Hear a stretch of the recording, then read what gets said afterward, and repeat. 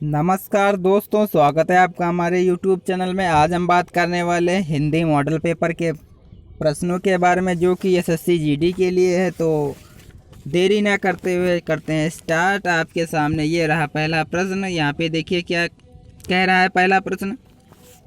जब कोई सरकारी पत्र, ज्ञापन या कार्यालय ज्ञापन एक साथ अनेक प्रेषितियों को भेजा जाए तो उसे क्या कहते हैं?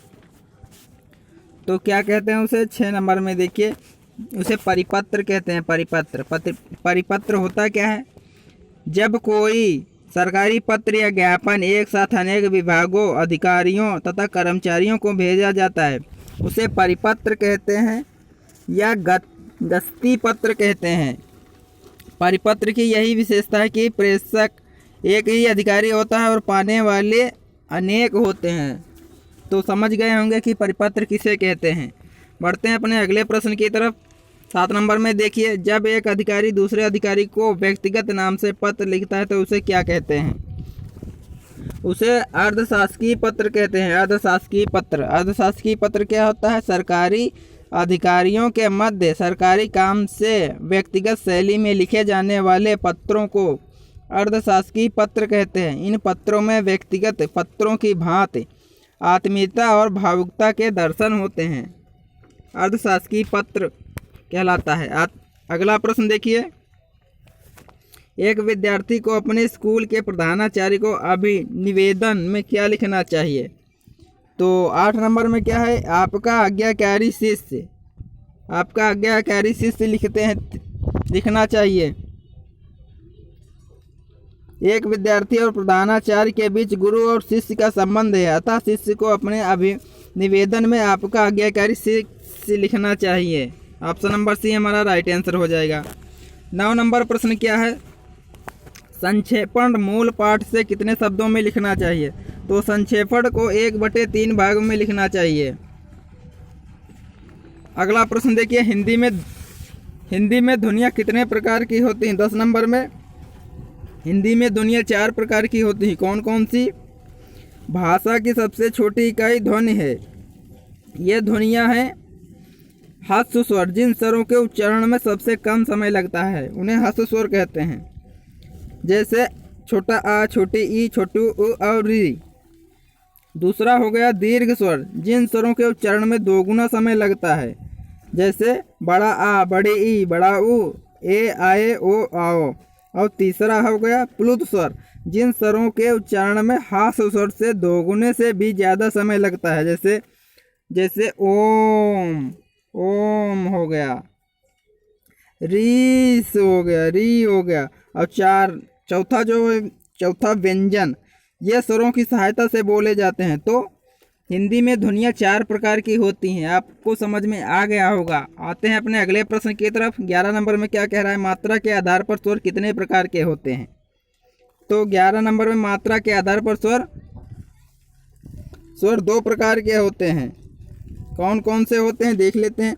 ह्रस्व स्वर, जिनको बोलने में 1 मात्रा का समय लगता है, और दूसरा दीर्घ स्वर, जिनको बोलने में 2 मात्रा का समय लगता है। ह्रस्व स्वर 1 होता है और दीर्घ स्वर इस प्रकार से ये 2 मात्राएं होती हैं। आते हैं अगले प्रश्न की तरफ। जिह्वा के आधार पर स्वर कितने प्रकार के होते हैं? जिह्वा के आधार पर स्वर 3 प्रकार के होते हैं, अग्र स्वर, मध्य स्वर और पश्च स्वर। तो अग्र स्वर जो जीभ के अगले भाग से बोले जाते हैं, मध्य स्वर जो जीभ के मध्य भाग से बोले जाते हैं, पश्च स्वर जो जीभ के पिछले भाग से बोले जाते हैं। अगला प्रश्न देखिए, क्वेश्चन नंबर 13। निम्न में कौन सा शब्द पुल्लिंग है? दया, माया, भाषा, आभार। तो यहाँ पे आभार जो है ये पुल्लिंग शब्द है। दया किसी पर की जाती है, माया सबको उलझा देती है, भाषा विचारों के आदान प्रदान का माध्यम होती है। अतः यहाँ पे सभी ये 3 शब्द स्त्रीलिंग है। आभार व्यक्त किया जाता है, तो यहाँ पे पुल्लिंग शब्द आभार है। तो आते हैं अगले प्रश्न की तरफ। 14 नंबर में निम्न में कौन सा शब्द पुल्लिंग है? 14 नंबर में 14 में देखिए, आशा, कष्ट, क्षमा या सेना। तो आशा कैसी है? कष्ट कैसा है? क्षमा कैसी है? क्षमा कैसे, सेना कैसी है, तो यहाँ पे कष्ट हो जाएगा पुल्लिंग शब्द, कष्ट जो है पुल्लिंग शब्द। 15 नंबर में देखिए, निम्न में कौन सा शब्द स्त्रीलिंग है, निम्न में कौन सा शब्द स्त्रीलिंग है। विवाद, सार, रूप या आय। विवाद कैसा है, सार कैसा है, रूप कैसा है, आय कितनी है या कैसी, आय कितनी है, तो आय हो जाएगा स्त्रीलिंग। 16 नंबर प्रश्न देखिए, निम्न में कौन सा शब्द स्त्रीलिंग है, तो ग्रह, चंदन, पत्ता या सभा। तो यहाँ पे सभा जो है स्त्रीलिंग हो जाएगी। संधि कितने प्रकार की होती है, संधि कितने प्रकार की होती है, तो संधि 3 प्रकार की होती। कौन कौन से, स्वर और व्यंजन और विसर्ग स्वर। संधि, ये संधि 3 प्रकार की होती है, लेकिन स्वर के 5 पार्ट होते हैं, स्वर के 5 पार्ट होते हैं। प्रश्न अगला देखिए, सदानंद, सत धन आनंद। यहाँ पे सदानंद क्या हो जाएगा, सत धन आनंद, सत आनंद। ऑप्शन नंबर पहला वाला हमारा सही हो जाएगा। पुस्तकालय में कौन सी संधि है, पुस्तकालय, तो यहाँ पे हो जाएगी पुस्तकालय। पुस्तकालय में दीर्घ संधि है, देखिए पुस्तक धनालय, पुस्तक, पुस्तक प्लस आलय, पुस्तकालय हो जाएगा, तो यहाँ पे दीर्घ संधि हो जाएगा। 20 नंबर में देखिए, अभ्युदय की संधि विच्छेद कीजिए, अभ्युदय, अभ्युदय की संधि विच्छेद कीजिए। 20 नंबर में अभिधन उदय हो जाएगा, अभिधन उदय, तो यहाँ पे कौन सी संधि हो जाएगा, स्वर अभ्युदय। यदि ई, बड़ी ई, छोटा ऊ, बड़ा ऊ और री के बाद कोई भिन्न स्वर आए तो छोटी ई, बड़ी ई का या ऊ का वाह और री का रा हो जाता है, यहाँ यण संधि है, तो अभ्युदय, अभ्युदय यण संधि हो जाएगा, अभ्युदय ये वाला सही है।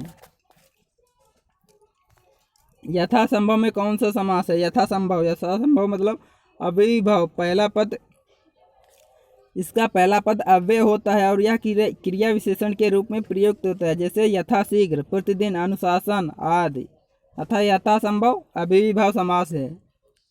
आते हैं अगले प्रश्न की तरफ। परमेश्वर में कौन सा समास है, परमेश्वर, परम है जो ईश्वर अर्थात परमेश्वर। कर्मधारय समास यहाँ पे हो जाएगा, कर्मधारय, तो कर्मधारय समास होता क्या है, कर्ता तत्पुरुष को ही कर्मधारय समास कहते हैं। इसमें प्रायः प्रथम पद विशेषण और दूसरा पद विशेष से होता है, अथवा दोनों पदों में उपमेय और उपमान का संबंध पाया जाता है, जैसे वीरबला हो गया, महापुरुष हो गया, और यहाँ ईश्वर को अर्थात सर्वोच्च बताया गया है, तो यहाँ पे कर्मधारय समास हो जाएगा। 23 में अध्यक्ष में कौन सा उपसर्ग है, तो वैसे तो अध्यक्ष में अधि होता है, अधि, लेकिन यहाँ अधि दिया नहीं गया तो यहाँ पे अध लगाएंगे, अध, अभी लगाएंगे नहीं, आधि हो जाएगा। आते हैं अगले प्रश्न की तरफ। संग्राम में कौन सा उपसर्ग है, तो यहाँ पे हो जाएगा संग्राम का समधन ग्राम, समधन ग्राम, तो यहाँ पे सम राइट आंसर हो जाएगा। अगला है प्रश्न सावधानी, सावधानी में कौन सा प्रत्यय है, सावधानी में सावधान और प्लस आनी, सावधानी, आनी हो जाएगा। 25 नंबर में नहीं आनी नहीं, बड़ी ई हो जाएगा। सावधान मूल शब्द क्या निकलेगा, सावधान, सावधान निकलेगा, एक सेकेंड,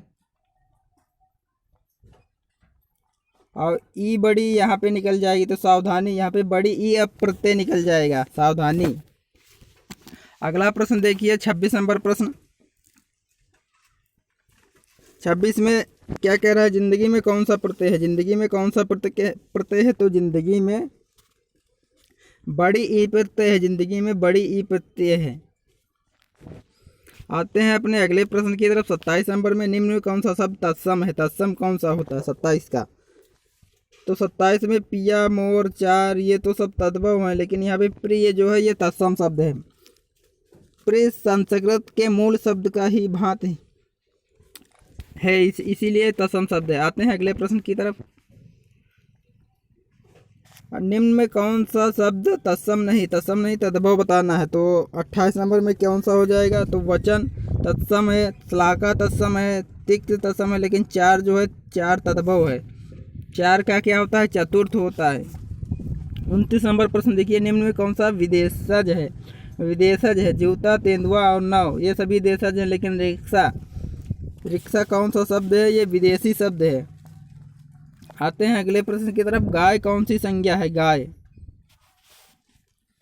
गाय जातिवाचक संज्ञा है, क्योंकि गाय की बहुत सी जातियां नस्लें पाई जाती, तो गाय जातिवाचक हो गई। व्यक्तिवाचक वह होते हैं जिसे किसी व्यक्ति का बोध किया जाए, जैसे मोहन हो गया, श्याम हो गया। भाववाचक हो गया बुढ़ापा, मिठास और लंबाई, ये सभी भाववाचक। द्रव्यवाचक वो हो गई जिसे हम नाप तोल सकते हैं, वो द्रव्यवाचक हैं। 31 नंबर देखिए, निम्न में कौन सी भाववाचक संज्ञा है? दिल्ली, लड़का, मोहन, बीमारी। यहाँ पे बीमारी राइट आंसर हो जाएगा। या बाकी व्यक्तिवाचक है, दिल्ली है स्थानवाचक है, अब लड़का है जातिवाचक, तो यहाँ पे बीमारी जो है राइट आंसर हो जाएगा। प्रश्न 32 है, निम्न हिंदी में कुल कितने सर्वनाम हैं? हिंदी में कुल कितने सर्वनाम हैं? तो 32 में 11 सर्वनाम है। कौन कौन से हैं? ये देखिए, मैं, तू, आप, यह, वह, जो, सो, कोई, कौन, क्या, ये सभी जो है सर्वनाम है, तो यहाँ पे 11 राइट आंसर हो जाएगा। 33 नंबर में देखिए, सर्वनाम के कुल कितने भेद हैं? सर्वनाम के हमारे पास 6 भेद होते हैं, 6। कौन कौन से? देखिए, पुरुषवाचक सर्वनाम कौन कौन से हो जाएंगे? मैं, तुम, वह और आदि। निजवाचक में कौन कौन से आते हैं? आप, आपने और आप आदि। प्रश्नवाचक में कौन कौन से आते हैं? कौन, क्या, कहाँ, कैसे, किसका, ये प्रश्नवाचक हो गए। संबंधवाचक कौन कौन से हैं? जो, सो, जिसकी, उसकी आदि, ये हो गया संबंधवाचक। अगला है निश्चयवाचक। कौन से होते हैं? यह और ये निश्चयवाचक हैं। अनिश्चयवाचक कौन से हैं? कुछ, कोई, जरा, थोड़ा आदि, ये अनिश्चयवाचक हैं। तो यहाँ पे 6 हो जाएंगे सर्वनाम। आगे है पर्वती। पर्वती में कौन सा विशेषण है? 34 नंबर में पर्वती, तो यहाँ पे हो जाएगा गुणवाचक विशेषण। जिन शब्दों द्वारा संज्ञा के गुण अथवा दोष का बोध होता है उन्हें गुणवाचक विशेषण कहते हैं। पर्वती शब्द से एक स्थान के विशेष गुण का पता चल रहा है, अतः यह गुणवाचक विशेषण है। अगला प्रश्न देखिए, 35 नंबर। निम्न में कौन सा विशेषण शब्द है? विशेषण हो जाएगा चमक से बना, चमकीला। चमकीला राइट आंसर हो जाएगा। जो विशेषण कौन सा होता है? जो शब्द संज्ञा या सर्वनाम की विशेषता बताते हैं उन्हें विशेषण कहते हैं। जैसे सूरज चमकीला है, यहाँ चमकीला शब्द सूरज की विशेषता का बोध करा रहा है, तो यहाँ पे चमकीला राइट आंसर हो जाएगा। 36 नंबर प्रश्न देखिए। 36 नंबर में जो शब्द संज्ञा की विशेषता बताते हैं उन्हें क्या कहते हैं? तो अभी हमने बताया, जो शब्द संज्ञा की विशेषता बताते हैं उन्हें विशेषण कहते हैं। ऑप्शन नंबर बी राइट हो जाएगा। राम सो रहा है, तो यहाँ पे क्या है? अकर्मक क्रिया, सकर्मक या प्रेरणार्थक या अधिकर्मक है? राम सो रहा है, तो यहाँ पे अकर्मक क्रिया, कोई कर्म नहीं, जहाँ पे होता है वहाँ अकर्मक क्रिया होती है। 38 नंबर प्रश्न देखिए, क्या है? वह एक सप्ताह बाद आया। इस वाक्य में कौन सा शब्द क्रिया विशेषण है? तो जो शब्द क्रिया की विशेषता बताते हैं उन्हें क्रिया विशेषण कहते हैं, क्योंकि यहाँ आया जो है, आया ये क्रिया हो गई, और बाद एक की क्रिया विशेषण है। बाद है ये क्रिया की विशेषता जो बताता रहा है, बाद ये क्रिया विशेषण हो जाएगा, तो बाद हमारा राइट आंसर हो जाएगा। उम्मीद करता हूँ ये प्रश्न आपको समझ में आ रहे होंगे। आते हैं अपने अगले प्रश्न की तरफ। सेनाएं युद्ध क्षेत्र से आगे बढ़ी। इस वाक्य में संबंधवाचक शब्द बताइए। 39 नंबर। आगे शब्द युद्ध क्षेत्र और बढ़ाने के बीच संबंध स्थापित कर रहा है, अतः यह संबंधवाचक शब्द है। कौन? आगे हमारा राइट आंसर हो जाएगा। आते हैं अपने अगले प्रश्न की तरफ। 40 नंबर में देखिए, वह आया और मैं गया, तो यहाँ पे कौन सा शब्द है? इस वाक्य में समुच्चय बोधक शब्द बताइए। समुच्चय बोधक कौन सा हो जाएगा? और जो अव्यय क्रिया या संज्ञा की विशेषता ना बताकर शब्दों व वाक्यों को जोड़ने का कार्य करते हैं उन्हें समुच्चय बोधक शब्द कहते हैं। इस वाक्य में और शब्द वह आया मैं गया वाक्यों को जोड़ने के कार्य कर रहा है। ये जो और शब्द है इन दोनों वाक्यों को जोड़ने का कार्य कर रहा है, तो यहाँ पे और राइट आंसर हो जाएगा। अगला प्रश्न 41, हाय अब मैं क्या करूं। इस वाक्य में विस्मय बोधक शब्द बताइए। तो इसमें क्या हो जाएगा, इसमें हो जाएगा हाय। हाय जो है ये विस्मय बाधक शब्द है। अब यहाँ पे विस्मय सूचक चिन्ह भी लगा है, देख सकते हैं आप। तो यहाँ हाय राइट आंसर हो जाएगा। आते हैं अगले प्रश्न की तरफ। 42 नंबर प्रश्न देखिए, कौन सा शब्द अनीक का पर्यायवाची है। अनीक, अनीक क्या होता है, अनीक सेना का पर्यायवाची होता है, सेना का। जबकि अर्जुन का पर्याय पार्थ होता है। अग्नि का पर्याय आग होता है। अनल, अनल और आग अनल भी होता है। घोड़ा का पर्याय घोटक तुरंग है भी होता है। तो यहाँ पे क्या हो जाएगा, सेना का राइट आंसर हो जाएगा। अगला है कपड़ा का पर्याय बताइए। कपड़ा का 43 नंबर में कपड़ा का हो जाएगा वसन। वसन हो जाएगा, क्योंकि वसन का पर्याय कपड़ा ही होता है। और परिधान, पट आदि ये भी कपड़े के पर्यायवाची होते हैं।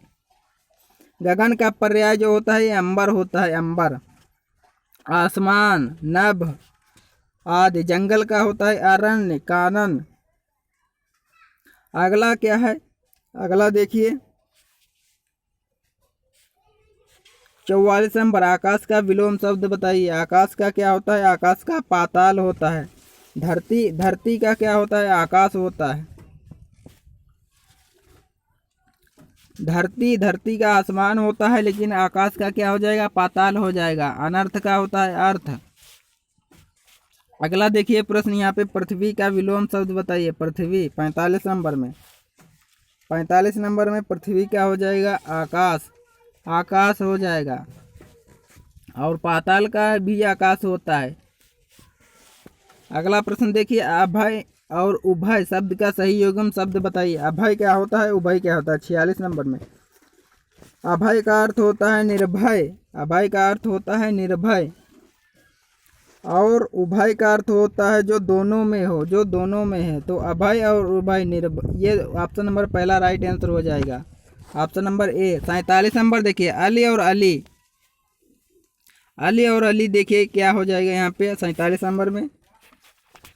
भंवरा और सखी, भंवरा और सखी राइट आंसर हो जाएगा। अली का होता है भंवरा और अली का होता है सखी। यहाँ पे भंवरा सखी राइट आंसर हो जाएगा। 48 नंबर प्रश्न देखिए, उपसर्ग वह शब्दांश है जो शब्द के आगे जुड़ता है। जो किसी शब्द के आगे जुड़ता है उसे शब्दांश उपसर्ग कहते हैं। और वो जो शब्द के पीछे जुड़ता है या बाद में जुड़ता है उसे प्रत्यय कहते हैं। आते हैं अगले प्रश्न की तरफ। 49 नंबर प्रश्न। 49 में देखिए, कौन सा शब्द शुद्ध है। तो 49 में कौन सा शब्द शुद्ध है, 46 हमारा सही शब्द है, शुद्ध लिखा गया है, बाकी सभी गलत लिखे गए हैं। अब 50 नंबर में देखिए, 50 में क्या है, शुद्ध शब्द बताना है। तो शुद्ध शब्द कौन सा हो जाएगा, उज्ज्वल, उज्ज्वलन। उज्ज्वलन हमारा सही शब्द होगा। दोनों जा जो होते हैं आधे होते हैं, तो यहाँ पे उज्ज्वलन सही हो जाएगा। 51 नंबर में नीचे दिए गए 4 विकल्पों में विषम की पहचान करिए। विषम की पहचान कैसे करेंगे, शेर, बाघ, भेड़िया और गेंडा। तो यहाँ पे विषम कौन होगा, गेंडा। गेंडा जो कि एक शाकाहारी है, बाकी सभी मांसाहारी हैं। आते हैं अपने अगले प्रश्न की तरफ, जो कि गद्यांश दिया गया है। गद्यांश आप पढ़ सकते हैं। उत्साह की गिनती अच्छे गुणों में होती है। किसी भाव के प्रति अच्छे या बुरे होने का निश्चय अधिकतर उसको प्रवृत्ति के शुभ या अशुभ के परिणाम के विचार से होता है। वही उत्साह जो कर्तव्य कर्मों के प्रति इतना सुंदर दिखाई पड़ता है और अकर्तव्य कर्मों की ओर होने पर वैसा श्लाघ्य प्रतीत नहीं होता है। आत्मरक्षा, परिरक्षा, देश रक्षा आदि के निमित्त साहस की जो उमंग देखी जाती है, उसके सौंदर्य को परिपीड़न, डकैती आदि कर्मों का रहस्य कभी नहीं पहुंच सकता। यह बात होते हुए भी विशुद्ध उत्साह या साहस की प्रशंसा संसार में थोड़ी बहुत होती है। अत्याचारियों या डाकुओं के शौर्य व साहस की कथाएं भी लोग तारीफ करते हुए भी सुनते हैं। तो यहाँ पे प्रश्न क्या है, गद्यांश का उपयुक्त शीर्षक बताइए। तो यहाँ पे क्या हो जाएगा, जो अभी पढ़े, तो उत्साह राइट आंसर हो जाएगा। इस गद्यांश में उत्साह को परिभाषित किया गया है, साथ ही सकारात्मक और नकारात्मक दोनों रूपों में उत्साह की तुलना की गई है, अतः इसका उचित शीर्षक उत्साह है।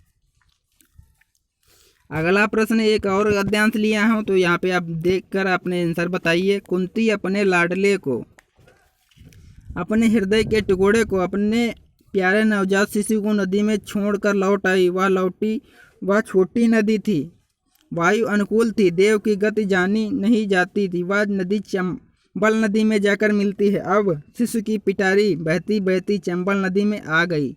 इटावे के पास चंबल नदी आकर श्री यमुना जी में मिलता है, अतः चंबल के प्रवाह के साथ वह भी यमुना जी में आ गई और यमुना जी के साथ प्रयाग की ओर बढ़ी। तीर्थराज प्रयाग में जाकर श्री यमुना जी गंगा जी में मिल जाती हैं, अतः अब वह मंजूषा शिशु को लेकर काशी की ओर बहने लगी। उसके साथ न कोई मल्लाह था और न पथ प्रदर्शक। भाग्य उसे स्वयं ही बहाकर ले जा रहा था। काशीपुरी, पाटलिपुत्र आदि राज्यों की सीमा को पार करती हुई गंगा जी के प्रवाह के साथ वह मंजूषा बिना किसी रुकावट के आगे बढ़ी चली जा रही थी। आगे चलकर वह अंग देश की सीमा में पहुंची। अब मानो उसकी यात्रा समाप्त होगी। उसी समय चंपा नगरी के राजा अधिरथ अपनी स्त्री राधा और अपने सेवकों के सहित गंगा स्नान करने आए थे। उन्होंने दूर से ही इस सुंदर सी बेटी को जाह्नवी के लहरों के साथ क्रीड़ा करते देखा। अंत में उन्होंने अपने सेवकों को आज्ञा दी, सामने यह जो मंजूषा बहती आ रही है उसे पकड़ कर लाओ। ये था आपका गद्यांश। आप यहाँ से आप प्रश्न हल करिए। प्रश्न देखिए क्या है, कुंती अपने नवजात सुकुमार शिशु को कहाँ छोड़कर आई थी? तो कुंती कहाँ छोड़कर आई थी? नदी में छोड़कर आई थी। एक छोटी नदी में छोड़ा था। वह नदी चंबल नदी में मिलती थी, जो आगे चलकर श्री यमुना जी में मिलती थी। अंत में प्रयागराज में जाकर गंगा जी में मिलती थी। ये आपने भी पढ़ा था। प्रश्न संख्या 3 है, मंजूषा को कौन लेकर जा रहा था? मंजूषा को कौन लेकर जा रहा था? मंजूषा को भाग्य लेकर जा रहा था, भाग्य। अगला देखिए, राजा अधिरथ ने सेवकों को क्या आज्ञा दी? राजा अधिरथ ने सेवकों को मंजूषा को बुलाने की आज्ञा दी, मंजूषा को लाने की। ऑप्शन नंबर पहला वाला राइट आंसर है। 5 नंबर प्रश्न देखिए, और लास्ट प्रश्न है आज का। चंपा नगरी के राजा किसके साथ गंगा स्नान पर गए थे? चंपा नगरी के राजा किसके साथ गंगा स्नान पर आए थे? तो 5 में क्या हो जाएगा? राधा और सेवक के साथ अपने गंगा स्नान करने आए थे। तो ये थे कुछ महत्वपूर्ण 50 प्रश्न आपके लिए हिंदी के। और तो बताइए आप में से कितना स्कोर रहा, और आप अगर एसएससी जीडी के मॉडल पेपर या फिर और किसी का मॉडल पेपर चाहते हैं तो कमेंट करके बता सकते हैं। तो मिलते किसी नई और वीडियो में, तब तक के लिए दीजिए इजाज़त। धन्यवाद।